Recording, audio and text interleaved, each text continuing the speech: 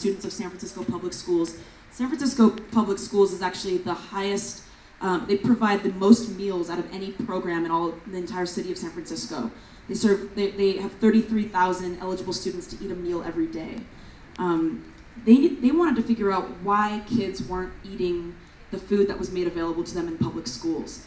And one of the first things they figured out was that eating, just like it is for us adults, is about the food, but it's way more about the experience around the food, the social interaction, the way you feel about the food, the way you feel after, and the experience you have while you're sitting at the table. So the food was already high quality, but kids were struggling with time. They had 30 minutes or less for their lunch period. They were waiting in lines for most of that, or they just felt like they didn't want to waste their lunch period when they could be playing with their friends.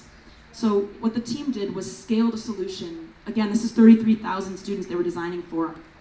They scaled a solution that was appropriate for elementary age, middle school age, and high school students in San Francisco.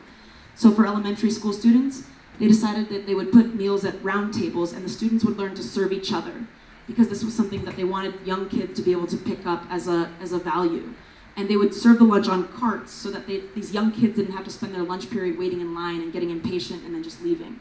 So they changed the model completely to a communal sort of dinner table experience at lunch. And that's what you see here.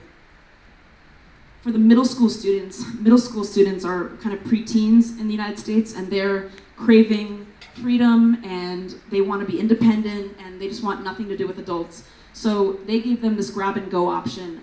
They bagged lunches and they let kids just sort of walk up with no supervision and just pick their lunch and go sit down with their friends. And this was the solution that turned into also a take-home dinner kit program. So these kids could also bring home ready-to-make meals for their families at night if they so chose.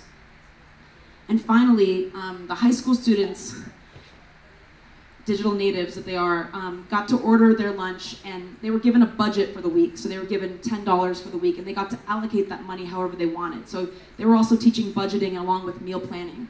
And these kids got to say, I want to save my money for Thursday and Friday, and I want to have a better meal or a nicer meal those days, so I'll just pick this today. This kind of gave kids the freedom and also the flexibility to spend their money on the right food for them that fit their schedules. So these are 3 stories about design at the human scale in cities that we've been lucky enough to work on.